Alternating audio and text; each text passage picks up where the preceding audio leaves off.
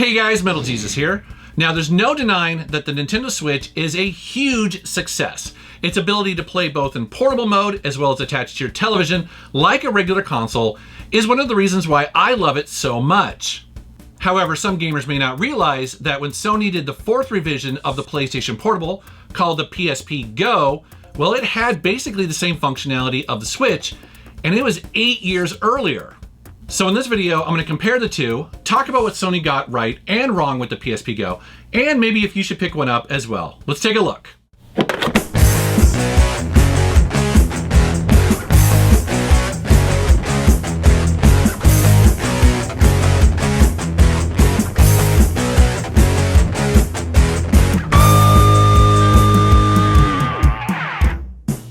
Here's the first model of the Sony PSP. Now, Sony's plan for this was to try to bring console quality games to the handheld market.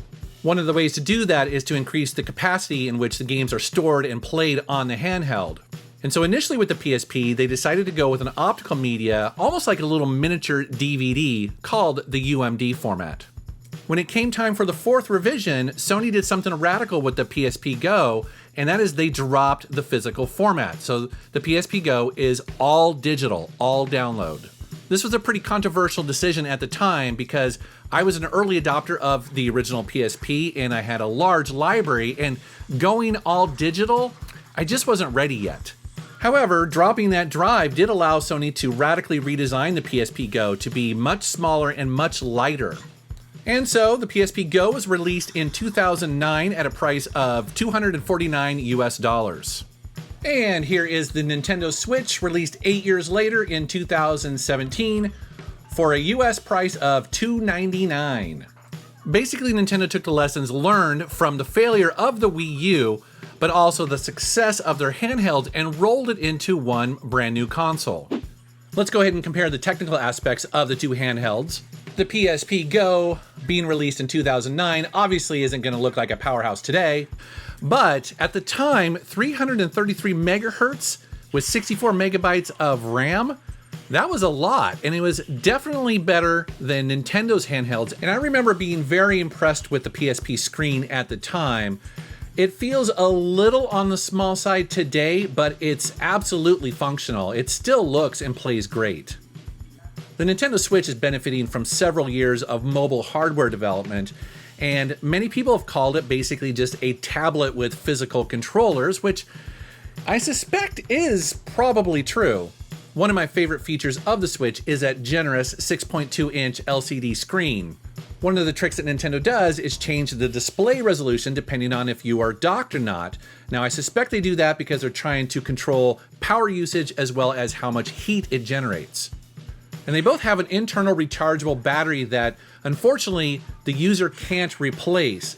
Now, I think what's kind of interesting about this is that despite the years in difference, they both have almost the exact same amount of charge. They both last about 3 to 6 hours, depending on what you're using it for. One area where the PSP Go really excels is in its size and its form factor, especially compared to the Nintendo Switch. But don't get me wrong, I actually really like the Switch and its form factor. I mean, especially considering how big that screen is, and you have the two Joy-Cons on either side. But let's be honest, as a portable handheld, it kind of reminds me of the mid-90s with the Game Gear and the Lynx. I mean, the PSP Go is basically the same size and thickness as my wallet and easily fits in your back pocket.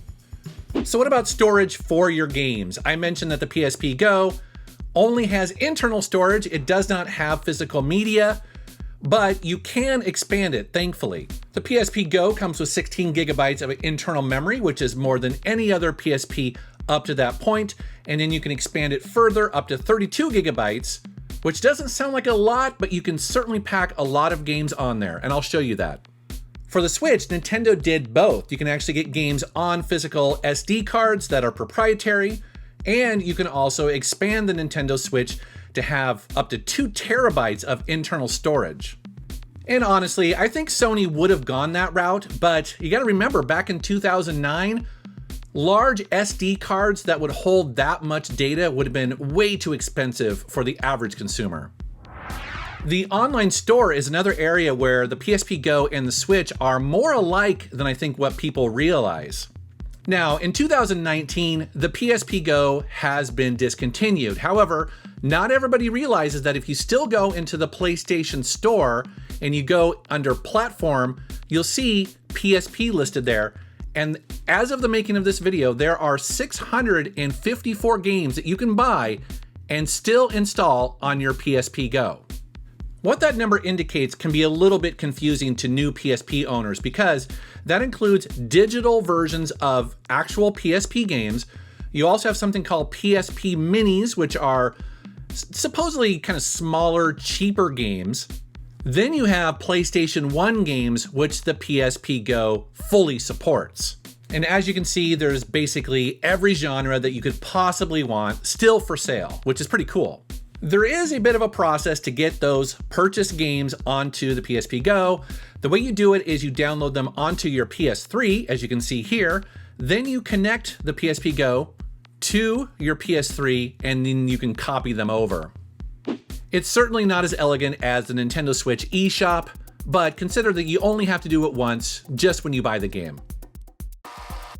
The Nintendo Switch dock is a big deal because it allows you to walk up, put your Switch in the dock, and then magically your games just show up on your big HD television, and it also charges your Switch.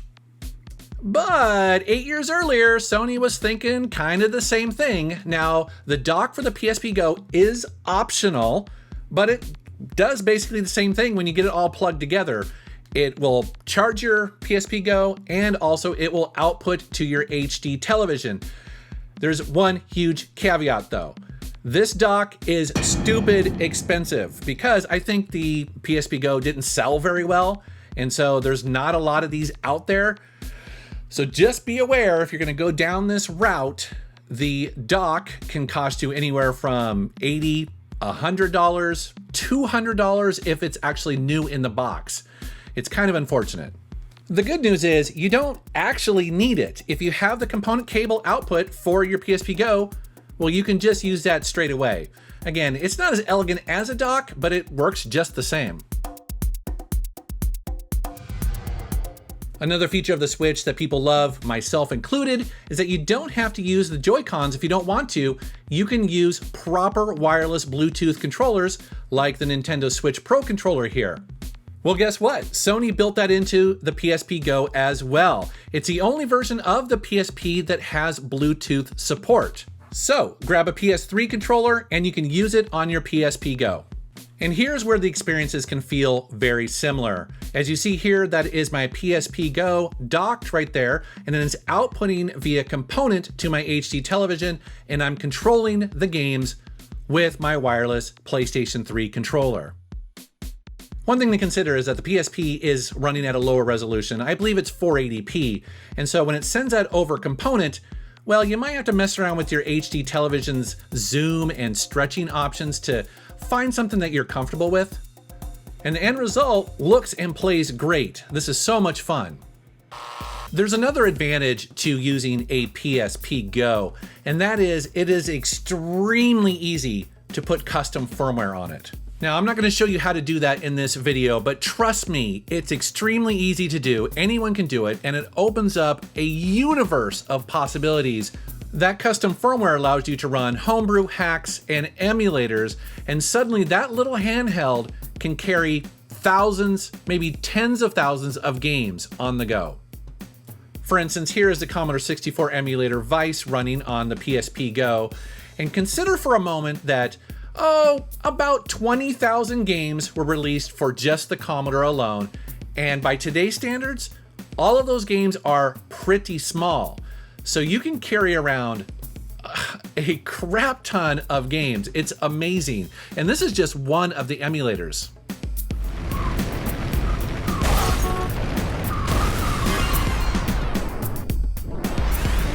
So how do I think PSP games hold up compared to the Switch?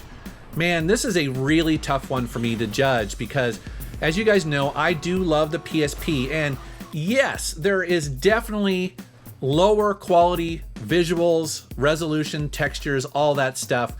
but I don't know, I guess maybe just because I'm a retro gamer, I don't really mind it that much. I actually think it's kind of charming in a way, because at the end of the day, the gameplay is there. PSP games are, I mean, they're incredibly varied. They cover every genre, and there's a ton of them to explore. And that's not even including all the PS1 games you can run on it, and then again, the emulators. That said, I also love the Nintendo Switch games. I mean, like the PSP, there is something for everybody on the Switch. It's amazing to me just how developers have embraced it in a way that they didn't for the Wii U, which is, again, great news for all of us as gamers because we have more choice. And like I said, I love the fact that the Switch is both. It's a console and it's also portable. It's a best of both worlds. So that's a quick look at the Nintendo Switch versus the PSP Go. Not exactly a fair fight, I understand that, but it is really interesting to see just how close Sony got to the Switch's functionality 8 years earlier. Now, maybe with a little bit more usability testing and foresight, maybe it would have been a better product or at least a more popular product. But ultimately, I think we would agree that it's just because it was all digital that collectors like me, I didn't even consider it. So, you know, it is what it is. But I also want to mention here too that, you know, Sega actually did this even earlier with the Nomad. They released the Nomad in 1995, and that would play Genesis cartridges on a television. That's pretty cool. So just want to mention that because I know people would talk about it in the comments down below. I've never actually messed around with one, but would be kind of interesting to do a PSP Go, Nomad, Switch comparison video. I think that'd be pretty cool. All right, guys, love to know what you think down in the comments below. Do you own the PSP Go? Please let me know. All right, thanks for watching.